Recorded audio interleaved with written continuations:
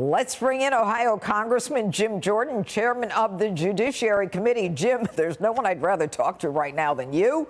Okay, let's start at the beginning. Yeah. Is Hunter Biden a national security risk? Well, I think we're going to find there's certainly questions about that, and I think Mr. Comer's investigation is going to look at that. He wants to get these suspicious activity reports. As he just mentioned, he'd like to get the logs of who had access to the Biden family residence there. So I think those are all important questions that the American people are entitled to know.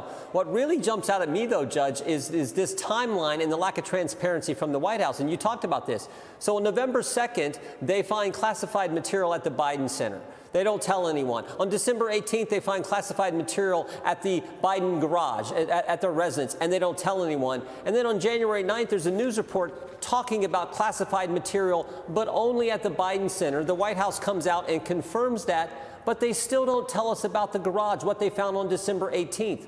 Why didn't they just come clean right from the get-go and tell us, oh, and now we've found there's an additional 5 documents in the room adjacent to the garage at the Wilmington, at the residence. So I want to know why they kept this from us. And maybe the most important question that we've asked now for over a week is, why did they keep it from the American people when they knew about it before the election? All right. They knew about it before the midterms, Congressman Jordan.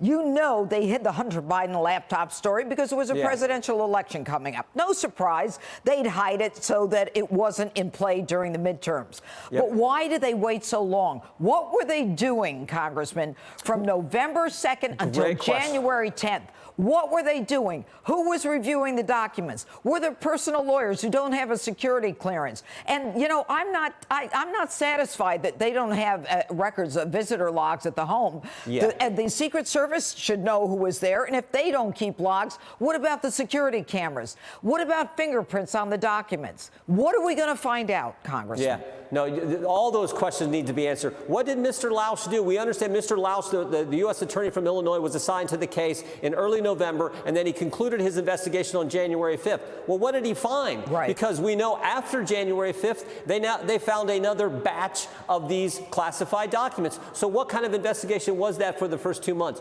What is the White House lawyer doing accompanying DOJ officials when they go to the Biden residence to pick up these documents? It looks to me like he just made himself a fact witness and is part of this investigation now. Why was he there? This was supposedly Biden's personal attorneys and the Department of Justice. What's the White House counsel's office doing accompanying the DOJ to his residence? That certainly didn't apply to President Trump. It certainly didn't. Maybe the best one is Secretary Clinton. I remember asking her specifically when she testified in front of the Benghazi committee, Secretary Clinton, you've got 60-some thousand emails. We don't want to see your personal emails. There's a thing called privacy in America. We have no right to see those.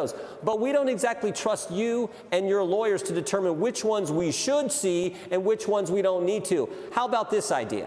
Why don't we have a retired federal judge, a neutral third party, come and examine those 60-some thousand emails? And of course, her answer was no, no, no. And she got to decide. Her and her lawyers. That same thing wasn't extended to President Trump. Not only did she get to decide, Congressman, she destroyed 33,000 emails. Yep. I mean, that's called the destruction of evidence. Look, Yep. the American people understand there's a two-tiered system of justice when it comes to Democrats in this country. Whether it's Hillary Clinton or right now, whether it's Hunter Biden. Hunter Biden has been in so many messes at this point. I don't know what's taking the grand jury so long. But I'll tell you what's interesting.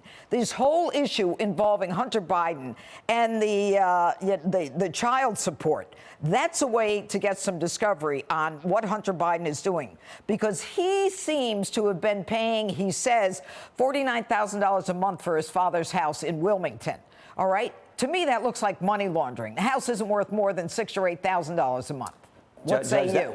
That is why Chairman Comer wants to get access to the suspicious activity reports. And understand what these are. They're suspicious activity that the Treasury Department sees on bank accounts, and they have 150 of them, we've been told. That's why he wants to see that information and focus his investigation there and build out from that premise. So that's why he's looking for it. Hopefully he'll get access to those in the course of his investigation. Well, you know what, Congressman Jordan, I trust that you guys will proceed with this with due diligence. There is so much going on, and I don't know if it's possible to get fingerprints off those files. I don't know who's touched those files. And by the way, I can't imagine a personal lawyer going in and moving files from the Penn Biden Center. There's a lot of layers to this. Why were they looking in the first place? What prompted them to go look? I think that's a fundamental question we don't have the answer to either. Yes. And who were the other people in that building who might have had access to that room? Anyway, Congressman Jim Jordan, always good to see you again. Thank you, Judge. All right. Hey, Sean Hannity here. Hey, click here to subscribe to Fox News YouTube page and catch our hottest interviews and most compelling analysis. You will not get it anywhere else.